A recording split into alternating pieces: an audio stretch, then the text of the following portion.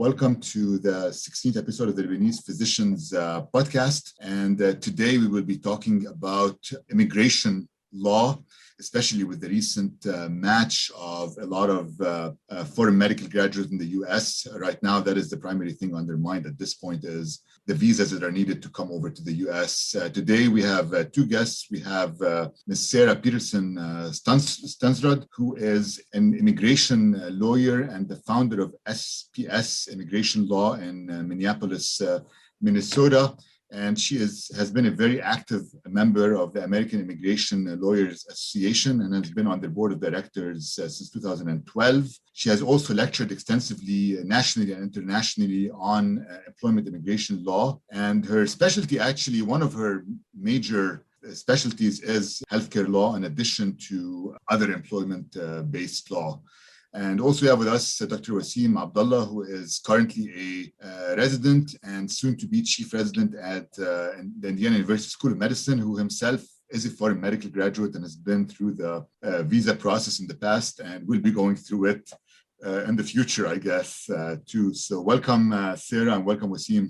Thank you. Thank you. All right, I'm going to leave the floor to you, Wassim, to start asking some questions, and we can direct it from there. All right, perfect. So I want to first congratulate all the graduates who were able to match, especially the foreign graduates. I know you've been through a lot of studying and the hassle of applying for the match and all that stuff. So congratulations for this big achievement. I have been through the visa process, as Dr. Diab has said, and we thought about doing this podcast to ask questions to somebody who's an expert in immigration law. So I would like to thank Ms. Peterson for giving us, her time and her expertise. So without further delay, I will just start, by the, basic question for people to understand what is a J1 visa. So a lot of people hear about J1 visa. So can you please just kind of like in a few words explain what it is? Right. A J1 visa is for a really broad variety of intercultural exchange programs, but specifically to physicians. It is there's a specific program for international medical graduates who are seeking to come to the U.S. to do residency and or fellowship subspecialty training.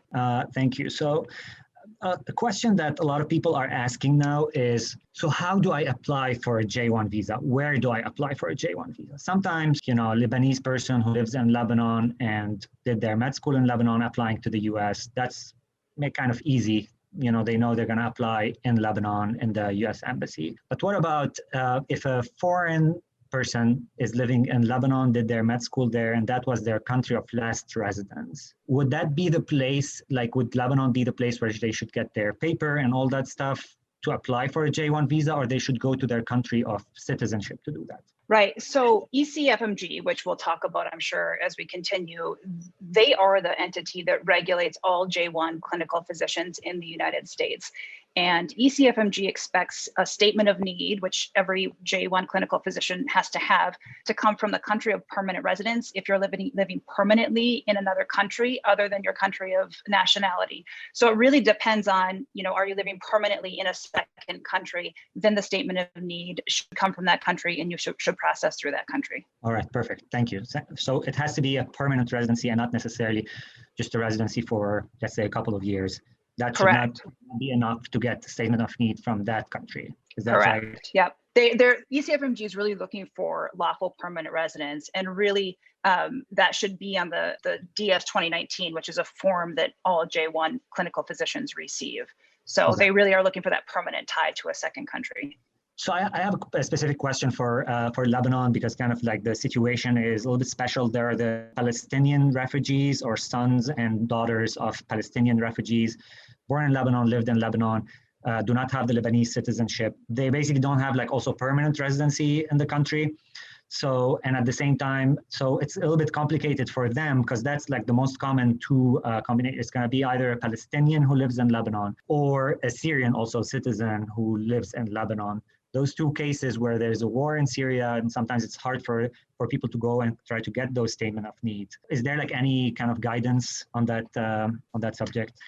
Yeah, so those are going to be very factually specific. And my guess, based on what you just described, is that those two sets of individuals would process through Lebanon, working through ECFMG's protocols.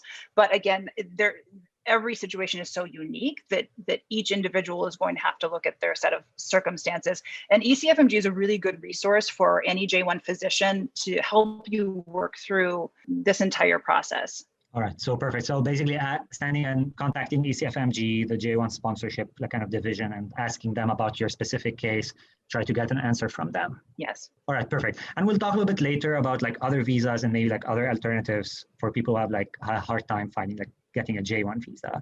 So there will be a question about that. So also another thing that a lot of people kind of ask about regarding J1 visa is this idea of having a 2-year home requirement. So can you just kind of explain also kind of simply to people what does that mean when they apply for a J1 visa? Right. So any clinical physician who comes to the United States in J1 status has a 2-year home residence requirement. And that means you have to go home back to your country of nationality, or if you happen to have the country of last residence on your DS 2019, it's that country, but it's only that country to fulfill a 2-year home residence requirement. And that's because the J1 waiver the J1 program is an intercultural exchange program. So there are options to waive that 2-year home residence requirement, and we'll likely talk about them down the road. But understand, if you enter the United States in J1 status as a clinical physician, you inherently have a 2-year home residence requirement. And that means you are ineligible for H-1B status, the main way physicians work in the United States, and for your green card status. So it's a big deal, but certainly there are many ways to overcome that 2-year home residence requirement should you want to stay in the United States long term. Perfect. Yeah, and we'll talk a little bit more about the waiver for those 2-year home requirements, but kind of also to kind of make it clear for everyone who's going to be listening to this podcast. This is going to be a 2-year home. Doesn't mean you only have to leave the US, but also you have to go and reside in that country where you got your statement of need from. So you can't just like be, a French, got your statement of need from France and you go live in Germany for 2 years and then apply to the US, right? You have to go back to that country that gave you the statement of need. That's absolutely correct. Yeah. All right, perfect. So that's for people listening. Some people think about, I would go work in Dubai for like 2 years. Right. I'm from Turkey. I would go work in Dubai for 2 years and then come to the US again. That's not how it's done if you want to do the 2-year home requirements. Perfect. Yes, that's a very critical point. Yeah. So a lot of people are confused about, and that's probably like something special to the US, specific about the difference between a visa and a kind of status. So what is a DS 2019? And how is it different from like just having a J1 visa stamp on your passport? Right. So a visa is simply a sticker that the US government puts in your passport. And the sticker permits you to present yourself at a port of entry and seek entrance into the United States. So it's a mandatory element of entering the United States, but a visa does nothing more than that. It doesn't give you any sort of legal status. For J1 physicians, you will get a form called DS 2019, and that's really your legal status document. ECFMG, the overseeing organization, will issue that document to you every year. It's good for 1-year increments. And that's really how you prove your legal status for the entire duration of your training in the United States. All right, perfect. And would that be like the reason why people can stay in the US while having a valid DS 2019, even if their visa has expired? Is that right? So if your visa expires while you're in the US and you have your valid DS 2019, that means nothing other than the next time you leave the country, you need to renew your visa. I believe right now, I looked it up before the podcast, Lebanon is actually issuing 5-year visas for Lebanese J1 physicians, and they're good for multiple entries. Now that can change, right? That's based on reciprocity between the United States government and Lebanon.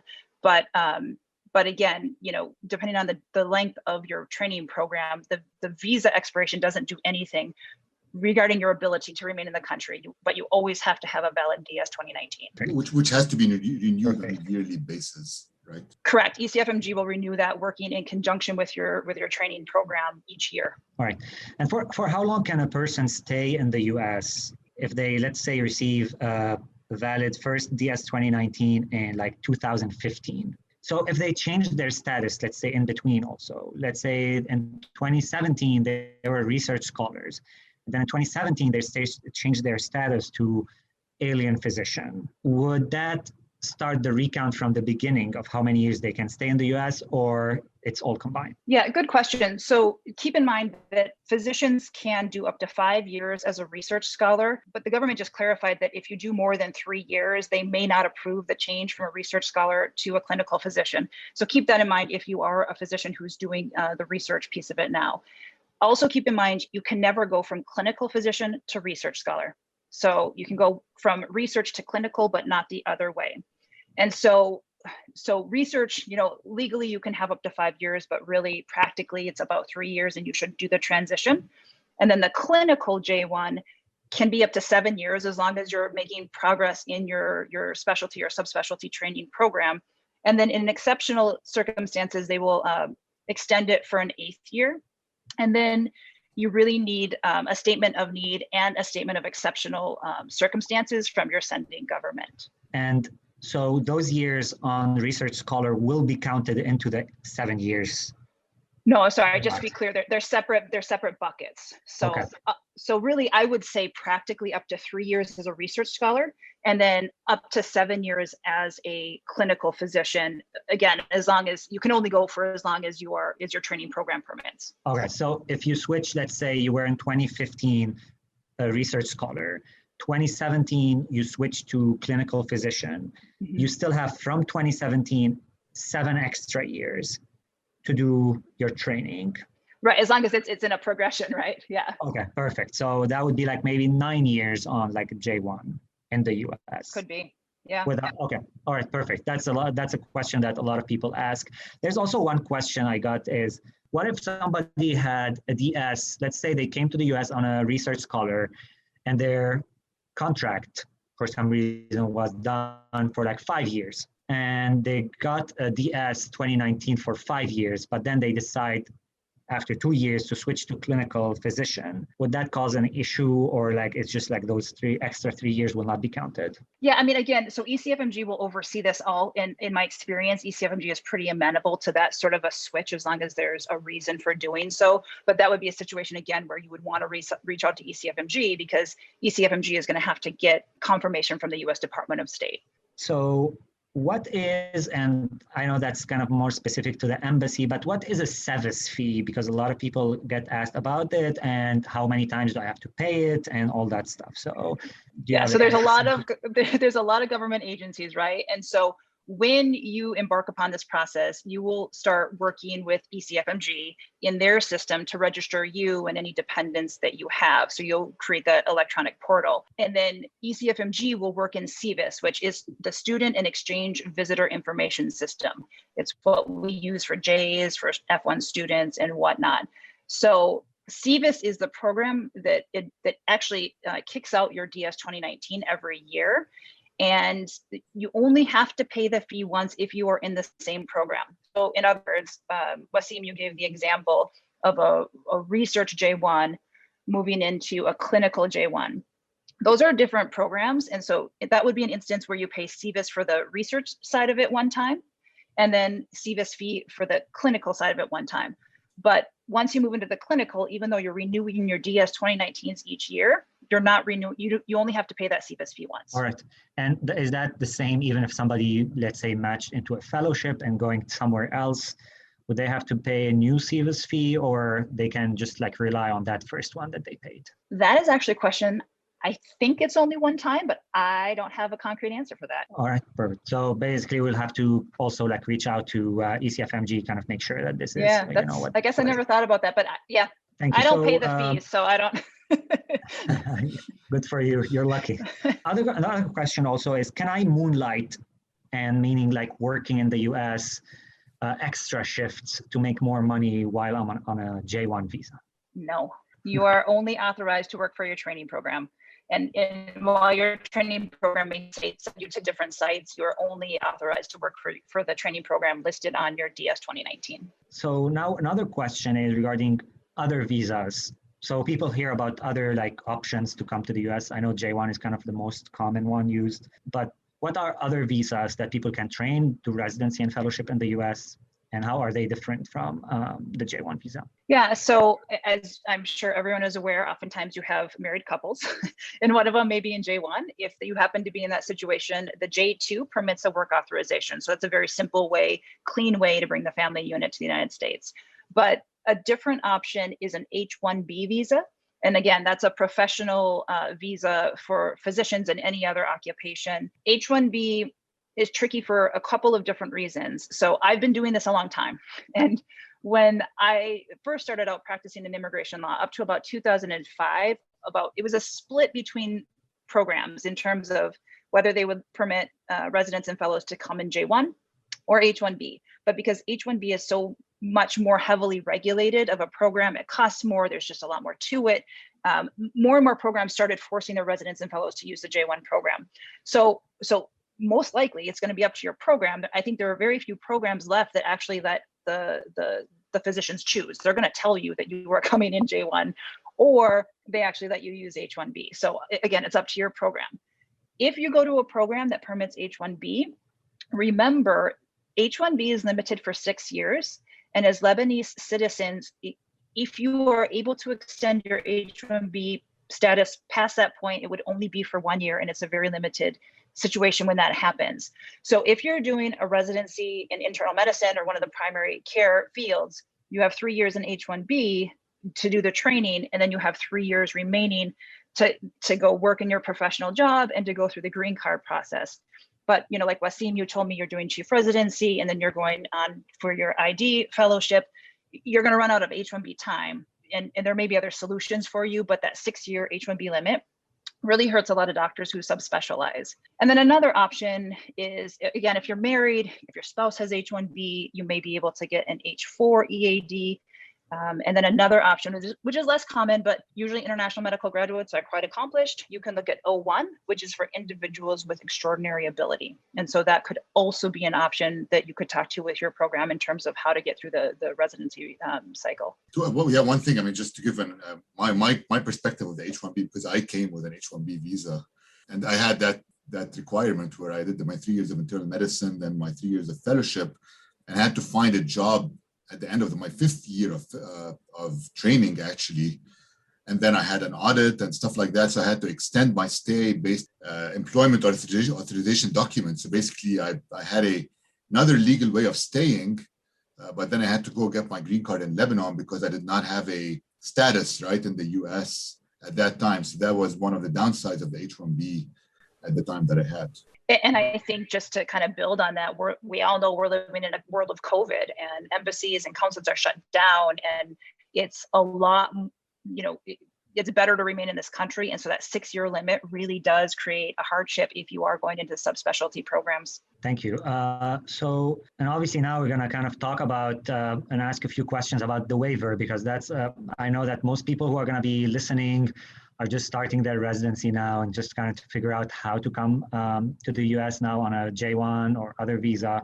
But also it's good to kind of keep in mind that if you later on decide to stay in the US and you don't want to go back to your home country or country of last residence, you have to do a waiver of that 2-year home requirement.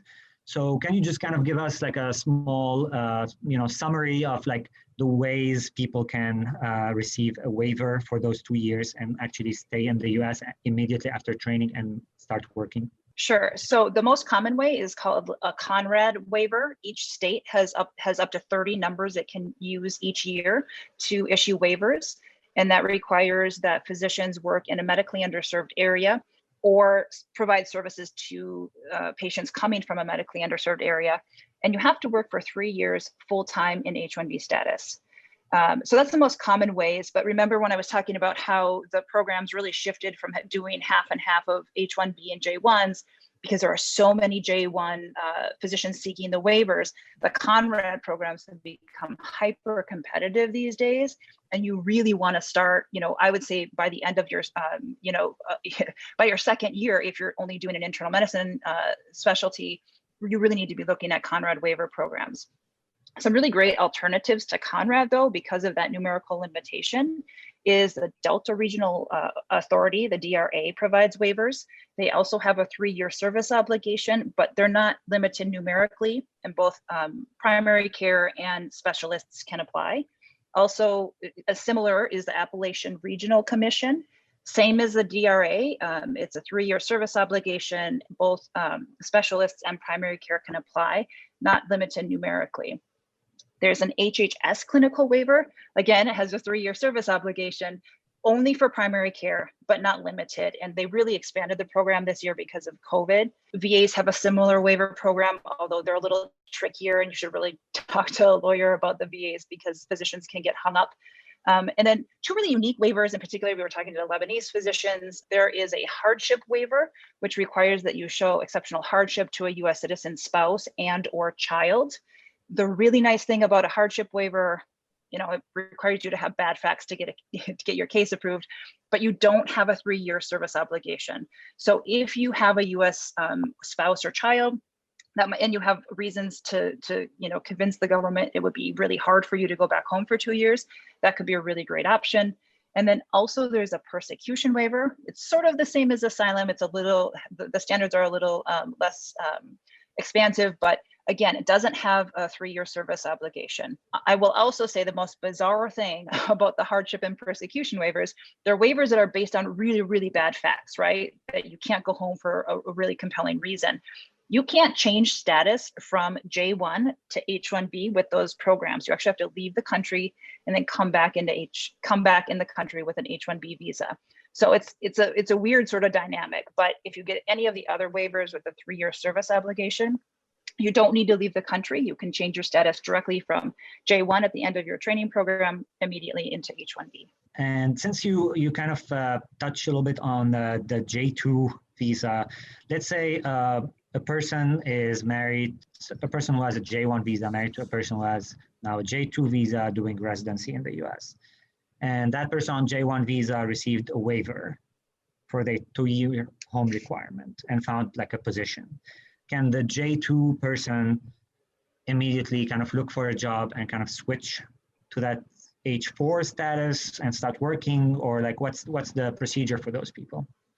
Yeah, so the J2s are covered under the waiver of the J1, so that's good. If the J2 wants to go into H1B status, what the USCIS, our government, has been doing recently in most instances is denying the change of status, because USCIS is taking the position that unless and until the J1 fulfills, the J2 can't change status. It's not legal, it's bizarre, but they're doing that, but they're very inconsistent. So you can still file for a change of status and fingers crossed they'll approve it.